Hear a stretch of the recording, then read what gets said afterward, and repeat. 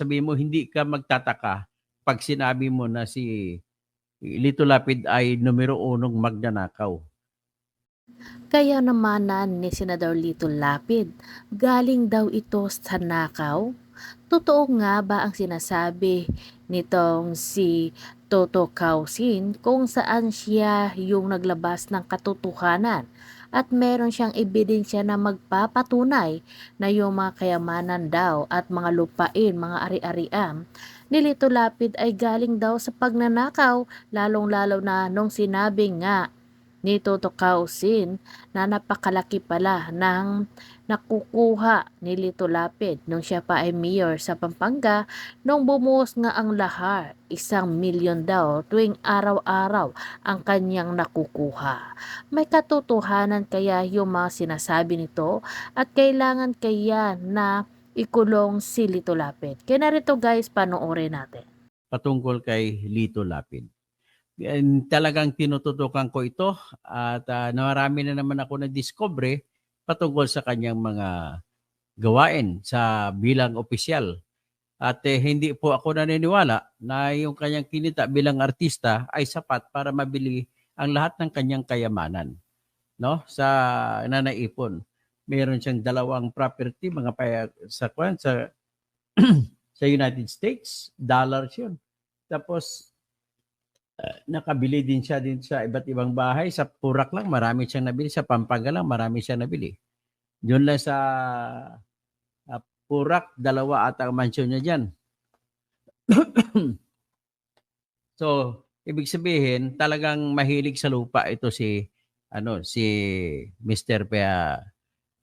Lito Lapid. So ngayon, kung ako tanungin mo, ang kanyang record na hindi ka talaga, sasabihin mo, hindi ka magtataka pag sinabi mo na si Lito Lapid ay numero unong magnanakaw.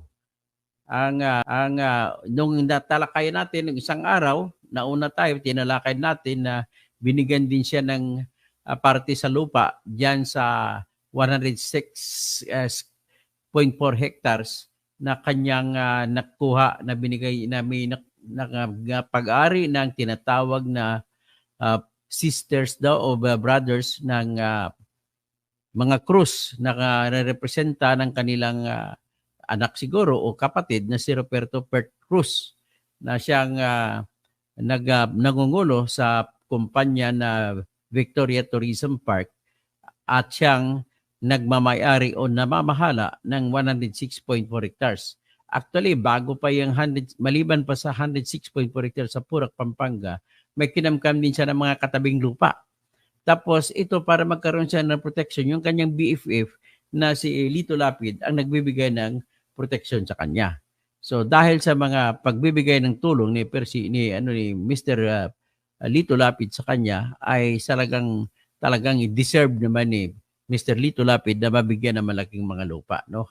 At least kung mapansin mo 'yon, yung isa mga property niya pinagmamayabang niya, yung sa vlog ni Bernadette Sembrano ay lumalabas doon na may mansion siya, iba yung kulay puti ang mansion. Iba pa yung kaysa mansion niya sa Purak din na kulay tsokolate ang bahay na malalaki. So ibig sabihin talagang mahilig sa lupa at mga property ito si Mr. Lito Lapid. Yung pinalabas naman ni Bernadette Sembrano ay yung property niya na mayroon pa siyang modern na palayan. Ang palayan niya may combination pa ng mga tilapyahan at kung ano-ano pa. Tapos mukhang mga modern pa kanyang irrigation systems na kung ano man pagka-modern ng irrigation systems niya ay hindi niya ginamit na gagawing isa batas para magiging moderno ang irrigation systems ng mga magsasaka sa buong bansa. Hindi niya ginawa yan. So anyway, ang kinikwento ko ngayon, may nabasa rin ako na nung nahuli yung kanyang asawa na si Marisa Tadeo Lapid, nahuli ng United States of America sa pagbibitbit ng $40,000 na hindi malaman kung saan ang galing. Ang $40,000 po ay katumbas po ng 2 milyong piso. At nandoon pala sila kasi 2 pala ang yung property nila doon sa United States of America. So ngayon saan ba kayo kumukuha ng pera na yan, Mr. Lapid? Hindi naman ako maniniwala na sa pagka-artista mo nanggaling yan. Hindi ko naniniwala na pag nanggaling yan sa yung mga pelikulang Valiente at pelikulang Leon Guerrero. Hindi po ako naniniwala. Malaki ba kinita mo ron? Actually nga, kaya ka pumasok sa politika kasi humina na yung kita sa politika, sa pelikula. Kaya pumasok ka sa politika, pareha lang kayo ng kaisipan ni Bong Revilla. Kaya yung mga naglalao sa pelikula, pumapasok sa politika. Yan po ang trending. Ganon din si Jinggoy Ejercito Estrada. Dahil wala ng kulay ang kanyang karera bilang bida-bida sa mga action movies, ay pumasok naman sa politika. So ganun po, kaya wag niyo na kaming lukuhin mga Pilipino, na kunwari nanggaling sa kung saan-saan. So ngayon, ito naman sa dinami-dami mong property ngayon, hindi ka pa tumitigil sa pagnanakaw. Matanda ka na pero hindi ka pa rin tumigil sa pagnanakaw. At believe naman ako sa iyo, hindi ka nga nakatapos ng high school, ay ka naman, marami ka pang property kaysa sa akin. Biro mo, ako gumraduate ako na sa Mindanao State University scholar na bilang graduate ng Bachelor of Science in Civil Engineering. Pareho kami ni Batang Maynila 2H na civil engineer. At license kami pareho. Ikaw hindi ka nga eh.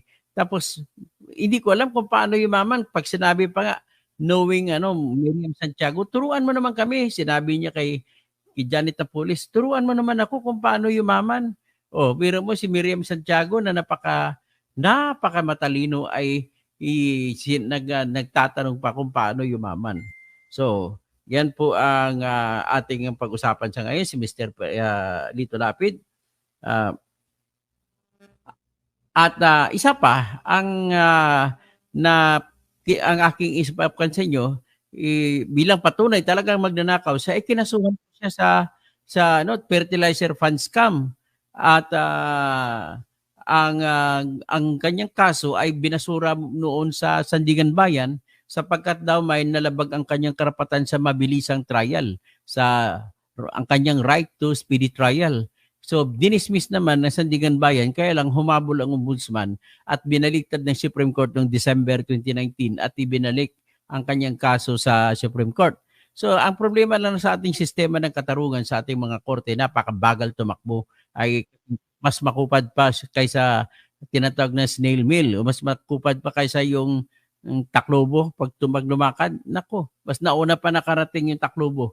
Para kang ang rabbit ay tigil, takbo, tigil, takbo. Yung mga kwento nung araw ng grade 1 pa, nung elementary pa kami ni J. Hansen sa Coronadal Central Elementary School. Ganun naman kwento ng buhay nung pagtamad ka, talaga maunahan ka nung kahit mabagal gumalaw, pero tuloy-tuloy.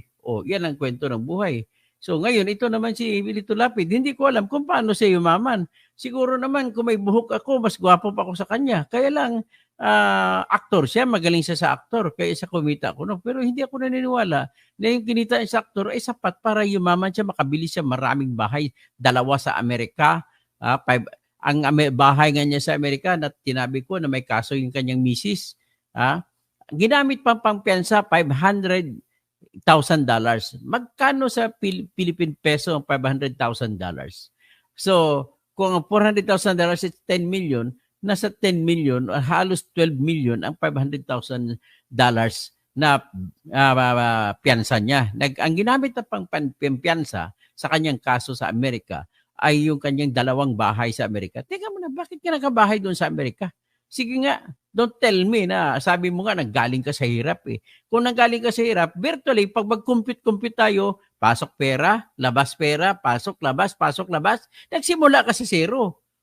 Pumasok ang pera mo, naging stuntman ka, labas ka kasi may mga binili-bili ka, pasok na naman, naging aktor ka, tinuruan ka pa ni Jess Lapid Sr., tinuruan ka pa ni sino pag ibang mga na tumuturo sa'yo, tapos kumukuha ka ng guidance kay Fernando po FPJ Senior, kwento mo kahit anong galing mo na aktor, ang pinakamataas na kinita sa pelikula po, wala lang tatalo kay FPJ. Si FPJ, malinis na kinita niya sa pelikula ang kanyang pera. At sikreto yan na namimigay ng ayuda tuwing may sakuna, tuwing may baha.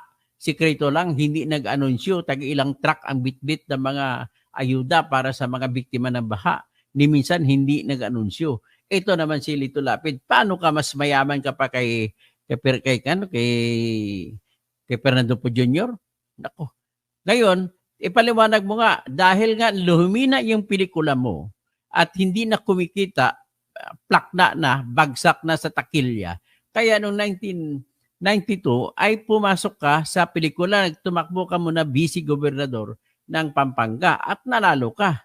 At yung pagtakbo mo sa vice-gobernador, doon ka nag-aral. Parang ginawa mong eskwelahan ang provincial board ng Pampanga at doon ka nag-aral kung paano kumikita yung mga politiko. So doon ka gumawa ng kunwaring artista, doon naman ginamit mo pag-artista mo, nakangiti ka, na sa mga pelikula mo ay ikaw tagapagtanggol ng mga mahirap at naapi, pero ikaw pala ay magnanakaw. Yan ang problema. So ngayon, nung natuto ka sa bilang vice-gobernador, tumakbo kang gobernador, tinalo mo si Bringyao.